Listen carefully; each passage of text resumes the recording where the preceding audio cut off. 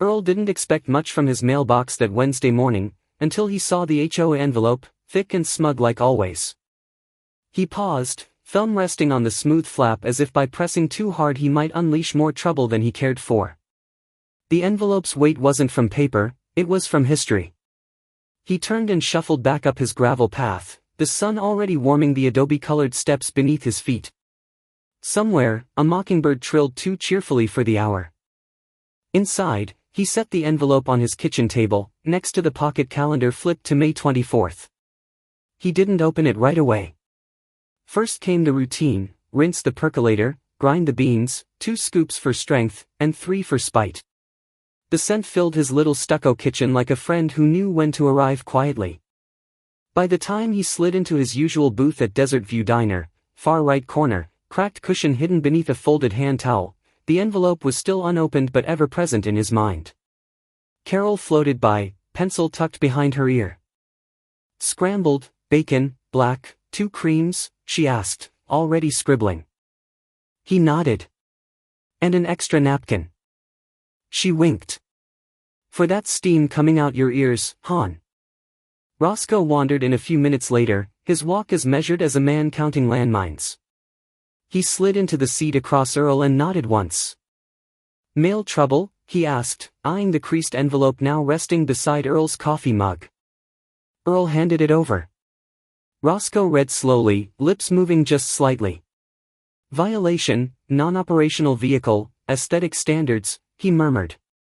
"They mean my truck," Earl said, voice flat. "That same truck been parked behind your gate since what, 08? Earl took a sip. 07. Bought it off Hal Milton after his boy went to college. Doesn't run, but she ain't in the way." Roscoe grunted. "Didn't they try something like this a while back?" Earl shrugged.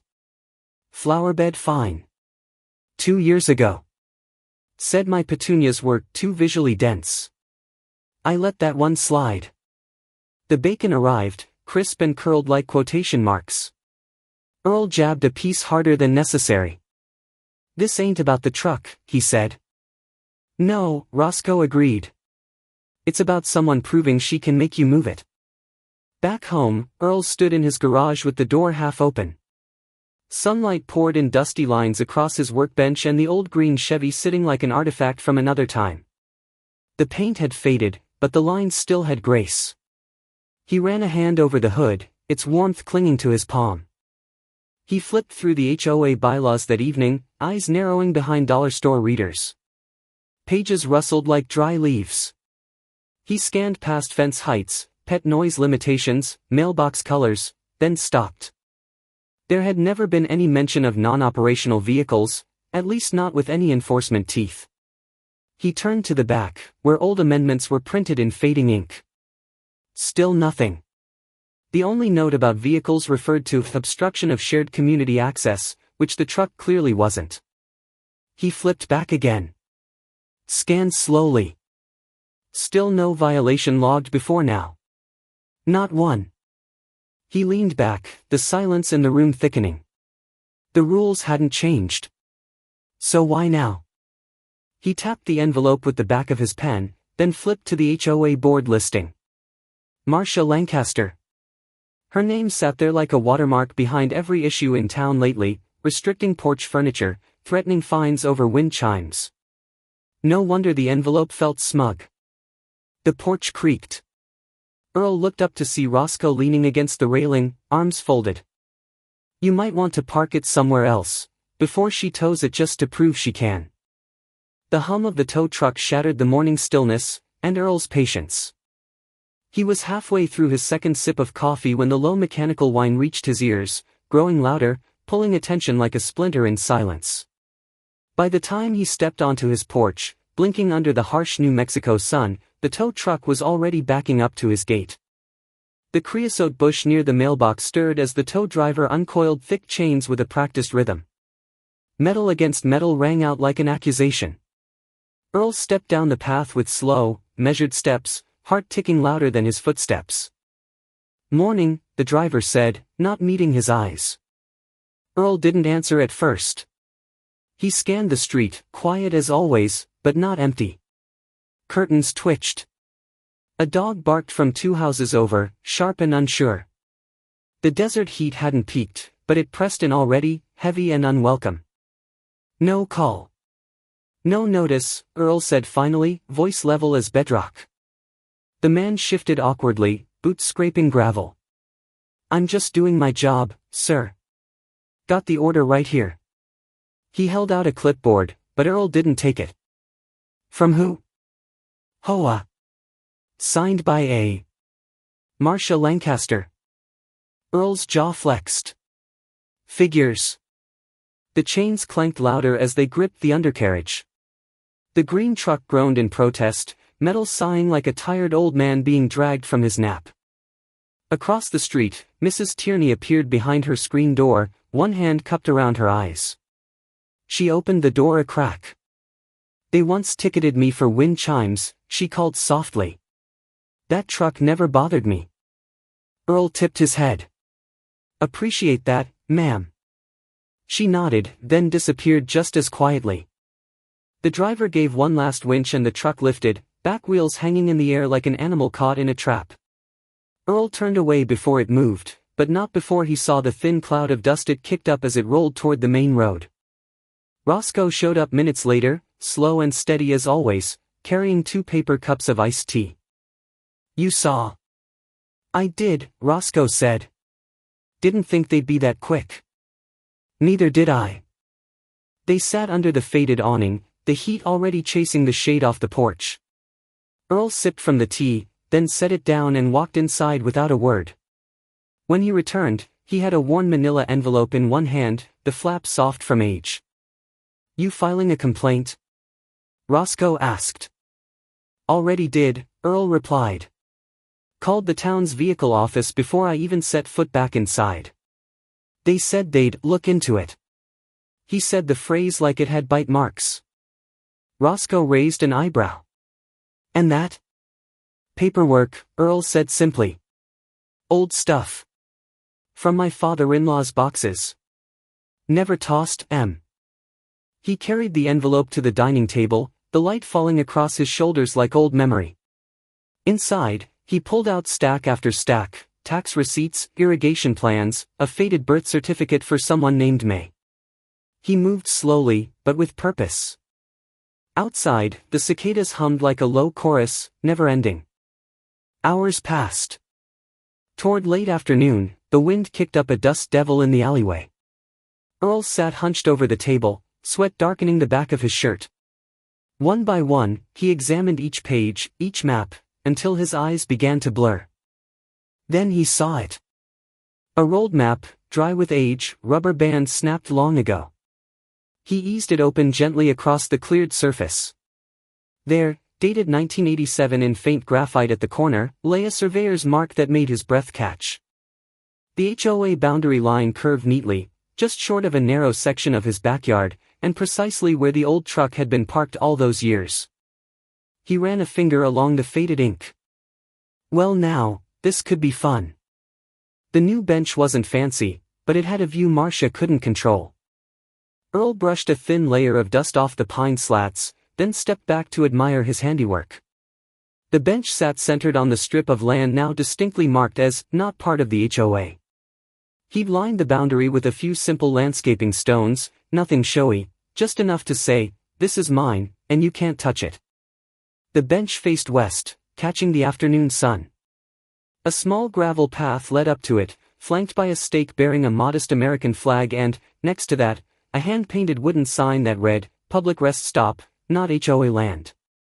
A cartoon sun beamed down on cartoon birds, thanks to Roscoe's granddaughter and her acrylic paints.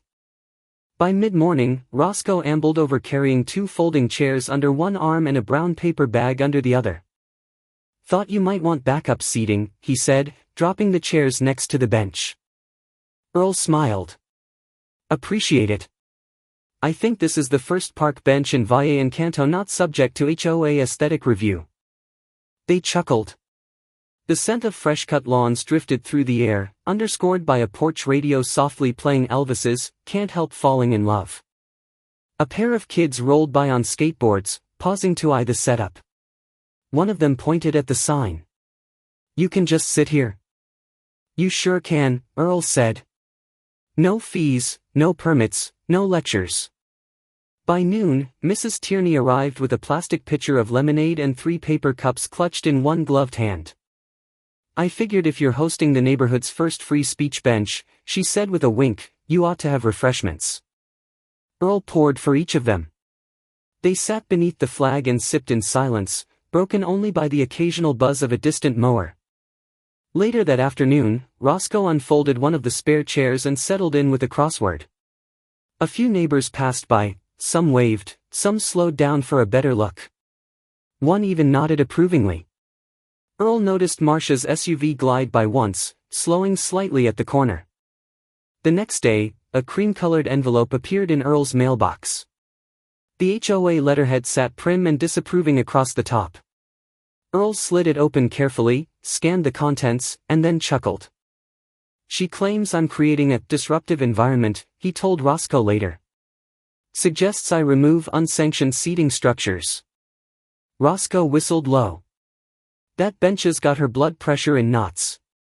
Earl took the letter, placed it in a clear sleeve, and affixed it to a sheet of plywood. With a few screws and a slice of plexiglass, he mounted it beside the garden sign for all to see. Transparency, he said with a shrug. Let the public judge. The effect was immediate. By the weekend, someone had added a birdhouse to the far corner of the strip, painted like a miniature diner, with tiny red stools beneath a hand-lettered sign, Bird View Cafe. Dale, the retired postmaster, sauntered by one morning and said, I might add a chess table next week. If that's allowed on free land. It's encouraged, Earl replied. That afternoon, a neighbor showed Earl a thread on the local Facebook group. Photos of the bench, the flag, and even the lemonade cups had made the rounds under the tag #Benchgate. Comments ranged from admiration to outright glee. HOAs losing their grip, one post read. Finally, someone pushing back. As twilight settled over Valle Encanto, Carol from the diner appeared, still in her apron, carrying a small brown paper bag. Brought you a slice of lemon meringue, she said. Felt like you earned something sweet. She leaned in slightly, her voice low. She's trying to push a new ordinance. Tomorrow night's board meeting's gonna be something. The HOA meeting opened with lemonade on paper plates, and closed with someone slamming a file on the table. Earl arrived 5 minutes early, pocket calendar in hand, wearing his cleanest pair of slacks and a light blue shirt that hadn't seen much sunlight since his grandson's graduation. The HOA clubhouse, as expected, was over-air-conditioned to a degree that suggested penguins were on the board. Rows of plastic folding chairs faced a long table dressed with a polyester cloth and a sweating pitcher of lemonade, resting awkwardly on a stack of HOA printouts. Roscoe, Mrs. Tierney, and Dale slipped into the back row just as the ceiling fan above let out a groaning squeak, every rotation adding a strange percussion to the tension in the air. Marcia Lancaster stood at the head of the table, clipboard in hand, her mouth pursed like she'd bitten into a lemon she couldn't spit out.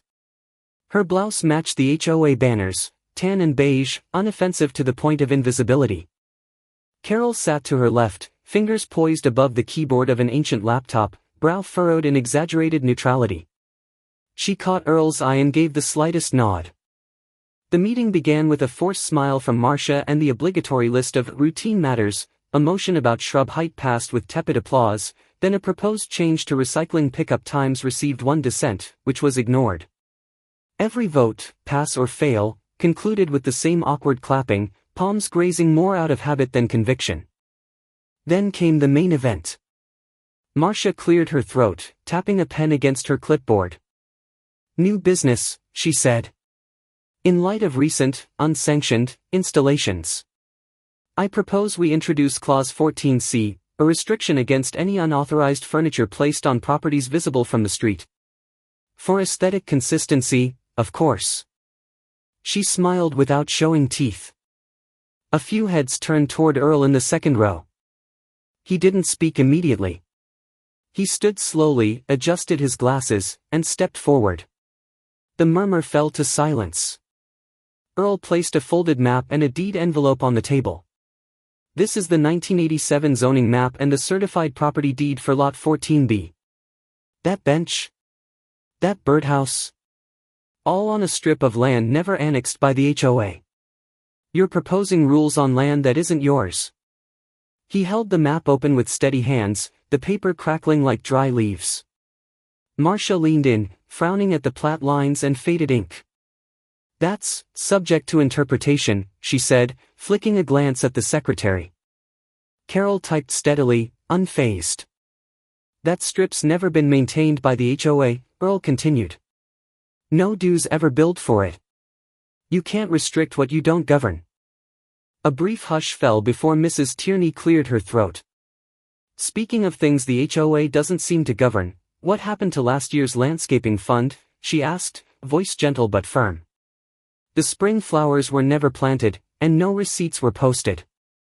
Marcia stiffened. That's not on tonight's agenda. It's a budget matter, Mrs. Tierney replied. Surely budget falls under board business? Carol's fingers paused, then resumed typing with a quiet, deliberate rhythm. Marcia flipped pages on her clipboard. We'll circle back next month. In the back row, Roscoe leaned toward Dale and whispered, that's HOA for never. The lemonade pitcher, having gathered a modest puddle beneath it, tilted precariously. A sticky corner of the agenda curled as moisture soaked through. Someone up front mopped it with a paper napkin, the sound louder than necessary. The meeting limped along for another 10 minutes, motions passed and died with equally limp applause, before Marcia hastily adjourned. Chairs scraped. Papers shuffled. A ceiling tile creaked. Earl began folding his map, slipping the deed back into his envelope. He turned to go when he felt a slip of paper pressed lightly into his hand. He looked up, but whoever had slid it to him was already walking away into the soft fluorescent blur of the hallway. He unfolded it under the dim clubhouse light. In blocky handwriting were 6 words. You're not the only one tired of this. Valle Encanto's hearing room had 15 folding chairs, 1 microphone, and more tension than a courtroom drama. Earl stepped inside, nodding politely to the town clerk stationed behind the long table. The scent of floor wax mingled with the dusty sunlight slanting in through high windows. His folder, thick with labeled tabs and copies, felt heavier than its weight. Not from nerves, those had passed, but from the gravity of what it represented. Neighbors trickled in behind him, quiet and wary. Roscoe took a seat near the back, arms folded. Mrs. Tierney settled with a soft sigh, peppermint scent rising faintly from her handbag. Carol slipped into a folding chair closer to the front, clutching her notepad. Marcia arrived last. She wore a pressed navy jacket, her mouth drawn tight. She didn't greet anyone. Her heels clicked sharply on the linoleum, a soundtrack of control. Earl simply inclined his head when their eyes met. She didn't return the gesture. The town clerk adjusted the microphone. This is an informational hearing on resident concerns regarding HOA enforcement actions. We'll begin with Mr. Earl McKinney. Earl stood slowly, steadying the folder on the podium. Good evening. I'd like to start with a map. He pulled the first tab, revealing a copy of the 1987 boundary document. This strip of land, 15 feet by 80, was never annexed into the HOA jurisdiction. It's been in my possession for over 30 years. The HOA's recent actions, including the towing of my non-operational truck, were conducted under claims that do not hold up legally. The clerk leaned forward, examining the map. And this has been verified by the records office? Earl nodded. Ms. Linda at the Valle Encanto records confirmed it 3 weeks ago. I also have tax statements and a copy of the deed. Marcia shifted in her seat. That land visually appears part of our community's aesthetic. Mr. McKinney's bench and signage undermine uniformity. Please, the councilwoman interrupted, you'll have a chance to respond. Earl continued, his voice calm. The space was transformed into a public rest stop. No commerce, no obstruction, just a bench, a flag, and some neighborly conversation. When I received an HOA warning for that bench, I posted it publicly with plexiglass so everyone could see. Roscoe's gravelly voice broke in from the seats. Selective enforcement has been a pattern for years. Some folks get a pass. Others, well, they don't. Murmurs rippled through the room. Marcia rose, her voice cutting through the air. We have procedures. The board votes, and our decisions reflect. The concern here, the councilwoman said, holding up a hand, is about legal boundaries and equitable treatment. We've heard from Mr. McKinney. We'll now consider whether the HOA's actions require oversight. The room stilled. The town clerk shuffled papers, then looked up. We'll recommend an independent review of HOA conduct over the past 5 years, with attention to enforcement consistency and jurisdictional clarity. In the meantime, we're advising the HOA to suspend enforcement regarding the property in question. The silence that followed wasn't just quiet, it was seismic. The walls themselves seemed to hold their breath. Marcia's jaw tightened, her face flushed crimson. Her folder thudded onto the table as she gathered her things, hands trembling slightly. As people began to stand and shuffle toward the exit, Carol leaned toward Earl, voice low but edged with a satisfied smirk. The cracks are showing, sweetheart. It wasn't the bench or the truck that unraveled Marcia's rule, it was an old invoice from 3 Aprils ago. Earl squinted under the flickering fluorescent light of the town clerk's back room, a box cutter in hand and dust already gathering in his cuffs. Boxes stacked 3 deep, each bearing the HOA's familiar printed labels in fading ink, lined the metal shelves. Carol had given him permission and the key, offering a casual, knock yourself out, as she returned to the front desk. The day's trail had begun the night before, in the warmth of Carol's kitchen. Her yellow curtains filtered the dusk into a soft glow, and the table was covered in manila folders, thumb drives, and coffee mugs. Roscoe leaned in over a ledger, tapping his pen thoughtfully. Consulting fees paid out in 2022, but I don't remember any consultants showing up to those meetings. Carol opened her laptop and plugged in a small silver USB. Marcia gave this to me last year when my printer broke. I copied the minutes, then forgot I still had it. The screen lit up with folder names. HOA_minutes 2018-2023. Earl leaned closer, brow furrowed. You sure she knows this is floating around? He asked. Carol smiled, dry. Marcia assumes I forget things. I don't. Back in the clerk's archive room, Earl found the file he'd scribbled onto a sticky note from the night before, landscaping_invoices_2022. It only took 10 minutes to find the double billing. The same vendor, same amount, same date. Once paid through HOA's general fund, once again from a discretionary maintenance line. A sloppily scanned PDF, no signature on one of the approvals. He printed it out at the front desk. That evening, at Carol's kitchen again, Mrs. Tierney brought over a tray of deviled eggs. For fuel, she declared, setting them beside the half-eaten lemon bars and ceramic mugs. Smells like a revolution in here, she added with a wink. Roscoe pointed to a name at the bottom of another statement. Consultant, L. Lancaster. Ring a bell? Carol nodded. Marcia's cousin, I think. Or niece. She mentioned her once at the potluck. Paid $1,200 for strategic community alignment, Roscoe read. Twice. 3 months apart. Earl tapped the table. We've got enough for a complaint. The documents, well-tabbed, well-labeled, and chronologically ordered, went into a single envelope the next morning. Carol insisted on walking it down to the town finance office herself. The auditor they met was quiet, serious, and carried a tablet that never left her grip. She listened without interrupting as Earl laid out the findings. Her only comment came at the end, we'll open a formal investigation. 2 days later, the town clerk posted a notice at the Civic Center. HOA operations were suspended pending full financial review. Marcia's access to HOA funds was frozen. Her ability to send enforcement letters was revoked. Word spread before sunset. Neighbors who had never spoken about HOA matters before now stopped each other at mailboxes, comparing notes. At the Desert View Diner, the special board read, "Today's soup, justice, served warm." Earl sat on his front porch that evening, the map and deeds filed away, his old thermos filled with coffee. A slow breeze rattled the plastic sheet covering the HOA's last warning, still posted beside the bench. His flip phone buzzed. He answered with a calm, "Earl." A voice, familiar but hushed, spoke fast, "She's coming after you directly now. Watch the mailbox." The morning was still. The HOA signs were gone. The bench was still there. A soft breeze slid through Valle Encanto, rustling the red-white-blue bunting that hung from porches like sleepy flags.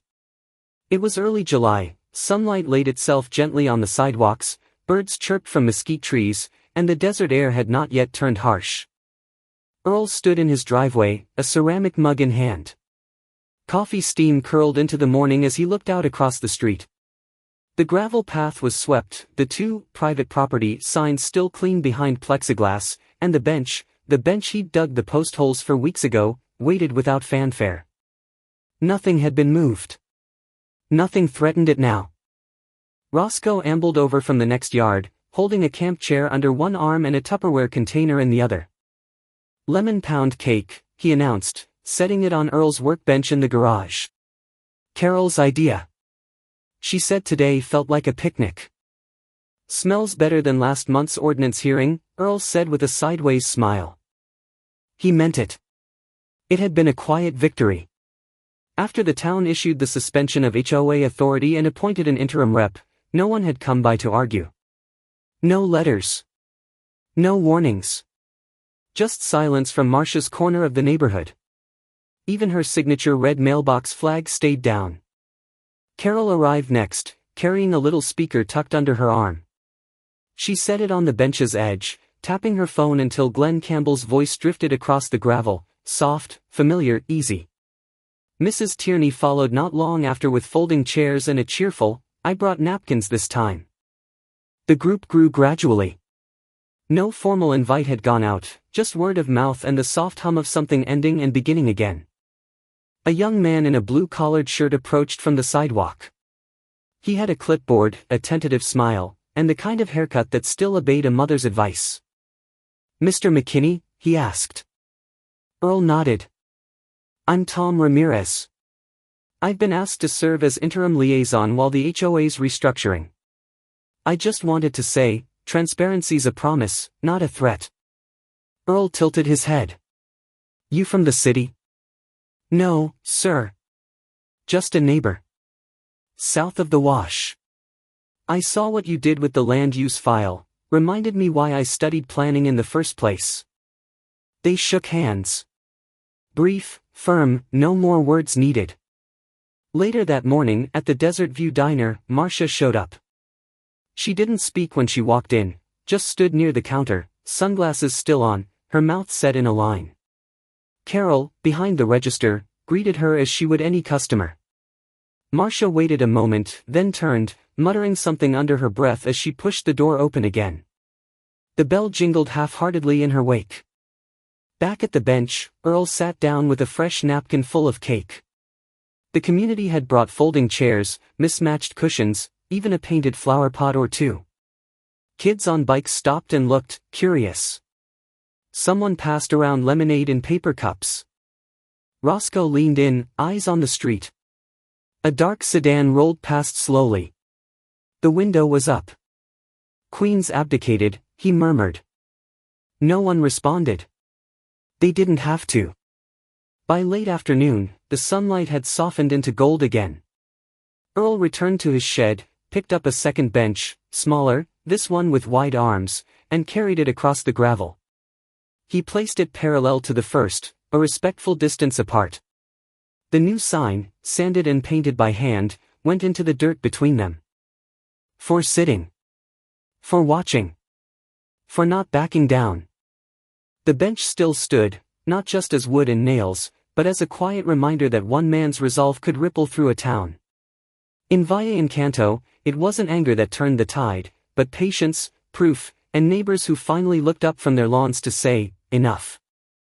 When rules are used for good, communities thrive. When they're misused, they crumble under their own weight.